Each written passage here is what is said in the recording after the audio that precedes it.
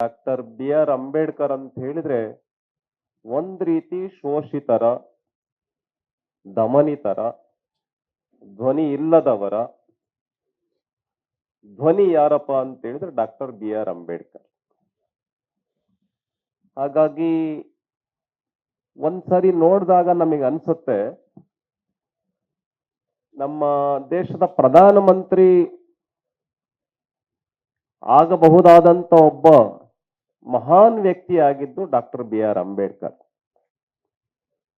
ಬಹುಶಃ ಅವತ್ತು ಭಾರತೀಯ ಜನತಾ ಪಾರ್ಟಿಗೆ ಏನಾದ್ರು ಆ ಶಕ್ತಿ ಇದ್ದಿದ್ರೆ ಡಾಕ್ಟರ್ ಬಿ ಆರ್ ಅಂಬೇಡ್ಕರ್ ಅವರನ್ನ ಪ್ರಧಾನಮಂತ್ರಿಯನ್ನಾಗಿನೂ ಕೂಡ ಮಾಡಬಹುದಾಗಿತ್ತು.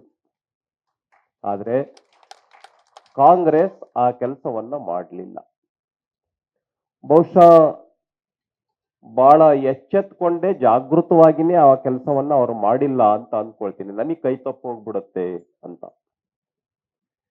ಆದ್ರಿಂದ ನಮ್ಮ ಬೊಮ್ಮಾಯಿ ಸರ್ ಅವರು ಬಹಳ ಚೆನ್ನಾಗಿ ಹೇಳಿದ್ದಾರೆ. ಒಂದು ಶಾಶ್ವತವಾಗಿರ್ತಕ್ಕಂಥ ಚಿಂತನೆಯನ್ನ ಕೊಟ್ಟಿರ್ತಕ್ಕಂಥವ್ರು. ಯಾರಿಗೆ ಜೀವನಕ್ಕೆ ಕಷ್ಟ ಆಗ್ತಾ ಇತ್ತು, ಶಿಕ್ಷಣಕ್ಕೆ ಕಷ್ಟ ಆಗ್ತಾ ಇತ್ತು, ಅವ್ರಿಗೆ ಶಿಕ್ಷಣಕ್ಕೆ ದಾರಿ ಮಾಡಿಕೊಟ್ಟಂಥವ್ರು, ಉದ್ಯೋಗಕ್ಕೆ ದಾರಿ ಮಾಡಿಕೊಟ್ಟಂಥವ್ರು, ಸಮಾಜದಲ್ಲಿ ನಾವೂ ಕೂಡ ಜೀವನವನ್ನ ಬೇರೆಯವರ ತರ ಮಾಡಬಹುದು ಅನ್ನುವಂತ ಒಂದು ಆತ್ಮವಿಶ್ವಾಸವನ್ನ, ಒಂದು ನಂಬಿಕೆಯನ್ನ, ಒಂದು ಧೈರ್ಯವನ್ನ, ಒಂದು ವಿಶ್ವಾಸವನ್ನ ತಂದುಕೊಟ್ಟಂತವ್ರು ಯಾರಪ್ಪ ಅಂತ ಹೇಳಿದ್ರೆ ಡಾಕ್ಟರ್ ಬಿ ಆರ್ ಅಂಬೇಡ್ಕರ್. ಈಗ ಉದಾಹರಣೆಗೆ ಇಲ್ಲಿ ಕುಳಿತುಕೊಂಡಿರ್ತಕ್ಕಂಥವ್ರು ನನಗೇನು ಅನ್ಸೋದಿಲ್ಲ, ಬಹಳ ಅಧ್ಯಯನ ಮಾಡಿಬಿಟ್ಟಿದ್ದಾರೆ ಬಿ ಆರ್ ಅಂಬೇಡ್ಕರ್ ಬಗ್ಗೆ ಅಂತ. ಆದ್ರೆ ಒಂದು ಧೈರ್ಯ ಇದೆ.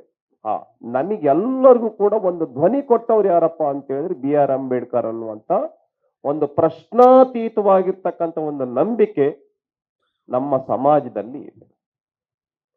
ಇವ್ರ ಬಗ್ಗೆ ಎರಡು ಮಾತು ಹೇಳಿ ನಾನು ಮುಗಿಸ್ತೇನೆ.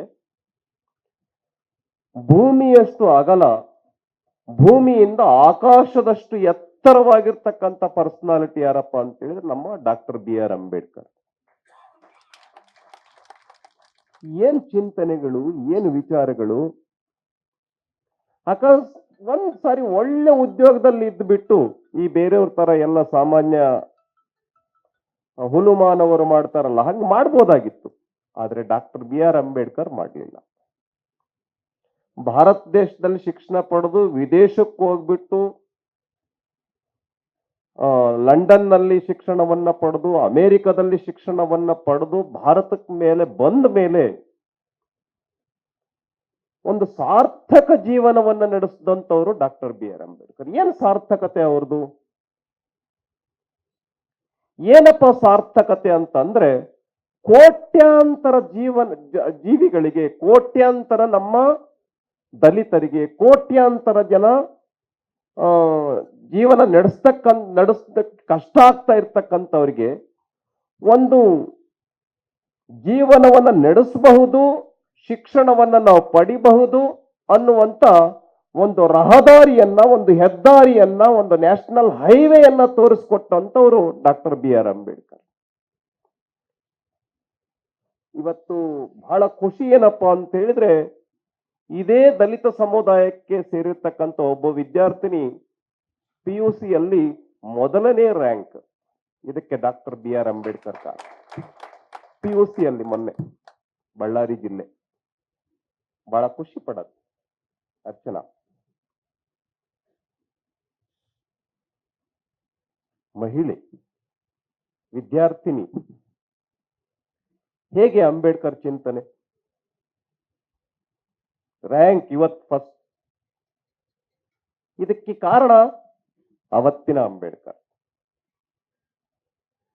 ಹಾಗಾಗಿ ನಾನು ಹೆಚ್ಚು ಸಮಯ ತೆಗೆದುಕೊಳ್ಳಕ್ ಹೋಗೋದಿಲ್ಲ. ಅವತ್ತು ಮಹಿಳೆಯರಿಗೆ ಆಸ್ತಿಯಲ್ಲಿ ಪಾಲನ್ನ ಕೊಡಬೇಕು ಅಂತ ಸಂವಿಧಾನವನ್ನು ಬರೆದಿಟ್ಟಂತವರು ಡಾಕ್ಟರ್ ಬಿ ಆರ್. ಆಸ್ತಿಯಲ್ಲಿ ಮಹಿಳೆಯರಿಗೂ ಪಾಲು ಇಲ್ಲಿಗೆ ರದ್ದಾಗಲಿಲ್ಲ.